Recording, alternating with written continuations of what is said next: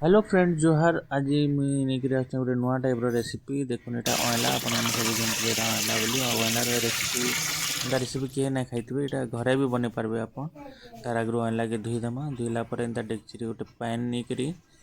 ताके सिझाबार अच्छे पैन रे टी नून पकईदेवे तो आपंकर बाँपटा टी बेसी बाहर आ जल्दी 10-15 मिनट भितर आपंकर अँला भी सीझी यहाँ गैस जल्दी देली ना तार ऊपर डेक्ची बसई देछे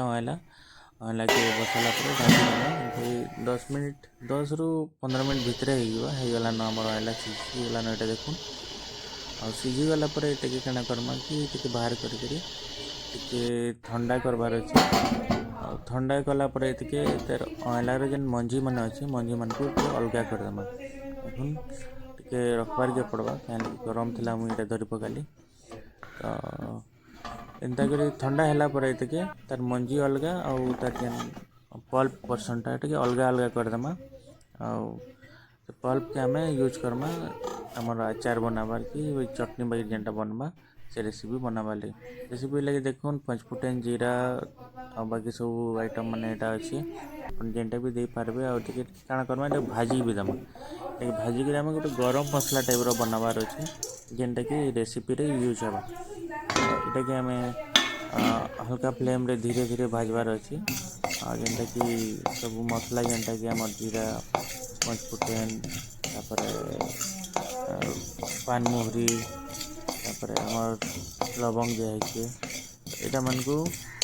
इलायची भी अच्छे तो यहाँ के धीरे धीरे भाजमा भाजिक क्या करमा ग्राइंड करदेमा ग्राइंड कलापर ये गोटे पाउडर फॉर्म आसे गरम मसला पाखे आम ताके रेसिपी यूज करमा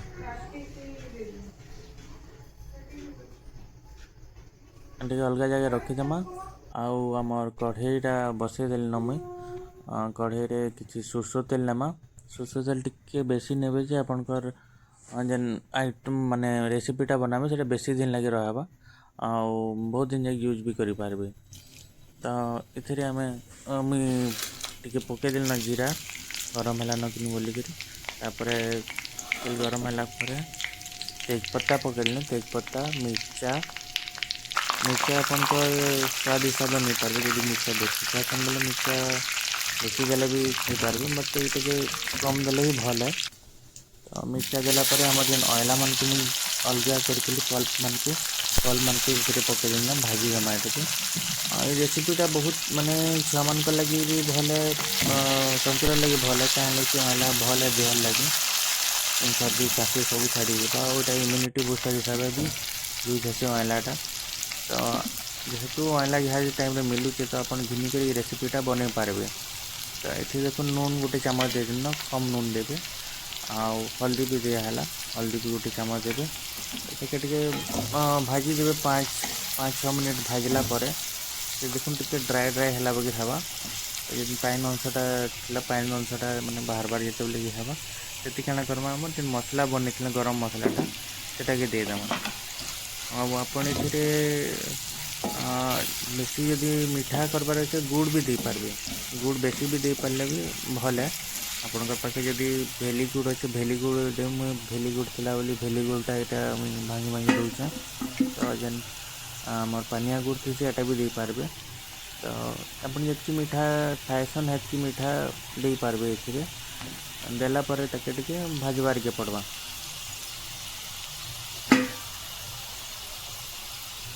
आउ जेन टान गुड़ मान अच्छे भाजला पर क्या है मेल्ट हो गोटे आचार बागिर हो आचार कहूँ कि चटनी कहूँ जेनटा हिसाब से आप यूज कर पारे देखुन तो मुझे प्राय हम रेसिपीटा बनबार ऊपर अच्छे देखुन आउ देखुन पाइन मैंने बाहरी करी सब अलग अलग हो माने बहुत बढ़िया दिशुचे भी आउ खाइबार के भी टेस्टी भल लगवा आउ जेन तेल टी एक्सट्रा दिखाई तेल लगे बेसी दिन रहबा भी यहाँ